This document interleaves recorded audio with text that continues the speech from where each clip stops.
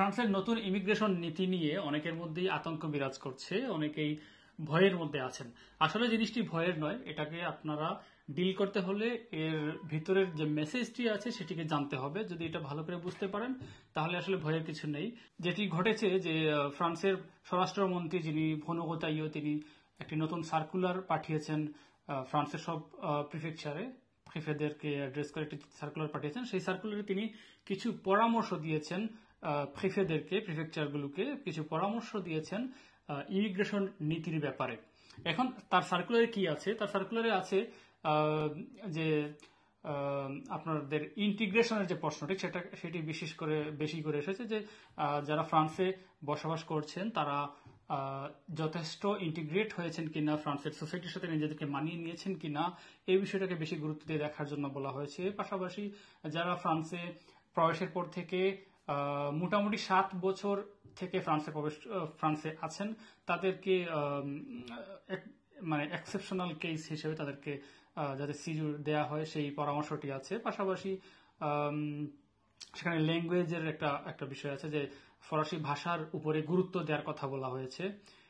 এরকম কিছু বিষয় যেগুলোকে আসলে আইন পরিবর্তনকারী কোনো সিদ্ধান্ত বলা যায় না, যেগুলো শুধুমাত্র পরামর্শ আকারে বা একটি সাধারণ নির্দেশনা আকারে প্রিফেকচারগুলোকে পাঠানো হয়েছে একটি সার্কুলার। তবে প্রিফেকচারের সেই ক্ষমতা আছে, তারা তাদের মতো করে সিদ্ধান্ত নেওয়ার ক্ষমতা আছে। যদি না ফ্রান্সের সরকার থেকে কোনো আইন পাশ হয়ে বা কোনো ডিক্রিজ জারি করে যদি তাদেরকে বাধ্য করা না হয়, তাহলে প্রিফেকচাররা তাদের নিজেদের মতো করে সিদ্ধান্ত নিতে পারে। সেক্ষেত্রে স্বরাষ্ট্র প্রতিমন্ত্রীর এই যে সার্কুলার, এটিকে খুব হটকারী সিদ্ধান্ত বা খুব বড় ধরনের ধাক্কা বলা যায় না। তবে বাস্তবতা হচ্ছে কিছু পরিবর্তন তো অবশ্যই হবে। কিছু প্রিফেকচার থেকে হচ্ছে স্যালারি কার্ড যারা আবেদন করেছেন তাদের কিছুটা অসুবিধার সম্ভাবনা রয়েছে। 3 বছরের আওতায় স্পেশালি যারা জমা দিবেন তাদের ক্ষেত্রে এটা একটা বিপদের কারণ হতে পারে। এখন এটা থেকে উত্তরণের উপায় কি সেটা আমাদেরকে জানতে হবে। মূলত এখানে যেই বিষয়গুলোকে গুরুত্ব দেওয়া হয়েছে সেই বিষয়গুলোকে যদি আমরা আমলে নেই তাহলে আমরা দেখতে পাবো যে এখানে ল্যাঙ্গুয়েজের যে বিষয়টি এসেছে, আমরা অনেকেই যারা স্যালারি ফাইল জমা দিই তারা কিন্তু আমাদের যথেষ্ট ল্যাঙ্গুয়েজ লেভেল না থাকা সত্ত্বেও আমরা ফাইলটি জমা দিই। আমরা যদি ল্যাঙ্গুয়েজের একটা সার্টিফিকেট সাথে দিতে পারি যখন স্যালারি ফাইল জমা দিবেন তখন, তাহলে এটা কিন্তু আপনার এই ল্যাঙ্গুয়েজের প্রশ্নটি থেকে আপনাকে বাঁচাবে। পাশাপাশি ফ্রান্সের সমাজে আপনি ইন্টিগ্রেট হয়েছেন, এইটা আসলে একটা বেশ জটিল এবং বড় বিষয়। এখানে ল্যাঙ্গুয়েজ সার্টিফিকেট একটা এলিমেন্ট হিসেবে কাজ করবে। পাশাপাশি ফরাসি কোনো সোসাইটিতে আপনি ভলান্টিয়ার, কোনো অ্যাসোসিয়েশনে আপনি ভলান্টিয়ার হিসেবে কাজ করেছেন, অথবা ফরাসি সমাজে আপনি কোনো একটা ভালো কাজ করেছেন, আপনি কোনো ফর্মাসিও করেছেন নিজের কম্পিটেন্স বাড়ানোর জন্য, অথবা আপনি কোনো ভালো সোসাইটিতে কাজ করেন যেখানে আপনি অনেক ফরাসিদের সাথে মেলামেশার সুযোগ হয়, অথবা আপনি আপনার পার্সোনাল লাইফে কিছু ফরাসি সোসাইটি, ফরাসি অ্যাসোসিয়েশন, ফরাসি বন্ধু বান্ধবদের সাথে আপনার নিয়মিত যোগাযোগের মধ্যে আছেন, এই টাইপের প্রমাণগুলো গুরুত্ব বহন করবে। সেক্ষেত্রে আপনারা ফরাসি অ্যাসোসিয়েশনগুলোর অ্যাটাস্টেশন, পাশাপাশি কোনো একজন ফরাসি নাগরিকের অ্যাটাস্টেশন গুলোর সাথে আপনারা নতুন করে এখন থেকে স্যালারি ফাইলের সাথে দিতে পারেন।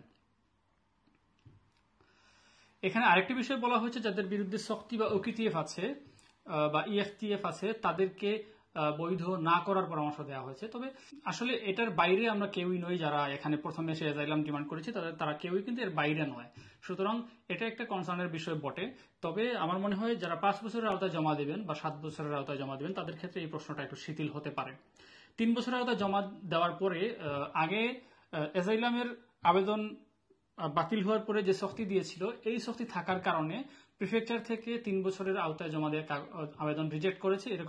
ইতিমধ্যে এরকম কেস আমরা পেয়েছি।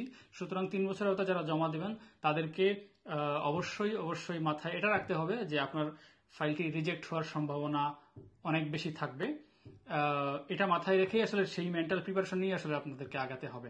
যদি কেউ মেচিয়ন তনসিয়ন মানে হচ্ছে যে কাজগুলোতে 12টা ফিস ডুবে দিয়ে জমা দেওয়া যায়, সেই রকম যে কাজগুলো মেচিয়ন তনসিয়ন যেগুলো সেখানে যারা কাজ করেন তাদের জন্য অনেক শিথিল থাকবে এই কড়াকড়িটি। তাদের ক্ষেত্রে আসলে খুব একটা ঝামেলা হওয়ার কথা না। তো আসলে সবাই অনেক আতঙ্কের মধ্যে আছেন। আজকেই আমি অনেকগুলো ফোন কল পেয়েছি এই বিষয়টি ব্যাখ্যা করার জন্য, এবং ইতিমধ্যেই কিন্তু যারা এইগুলো নিয়ে কাজ করেন আমাদের মতো সবাই কিন্তু এটা নিয়ে বেশ ব্যাখ্যা বিশ্লেষণ করছেন। তো আমার পয়েন্ট অফ ভিউটা আমি আপনাদেরকে জানালাম, এবং আমার যারা অডিয়েন্স আছেন তাদেরও প্রশ্নের উত্তরগুলো আশা করি আমার ভিডিওতে আপনারা পাবেন। স্টে টিউনড, এন্ড নেক্সট কোনো আপডেট থাকলে আমি অবশ্যই আপনাদের সামনে আবার কোনো ভিডিও নিয়ে আসবো। সে পর্যন্ত ভালো থাকুন। ধন্যবাদ সবাইকে।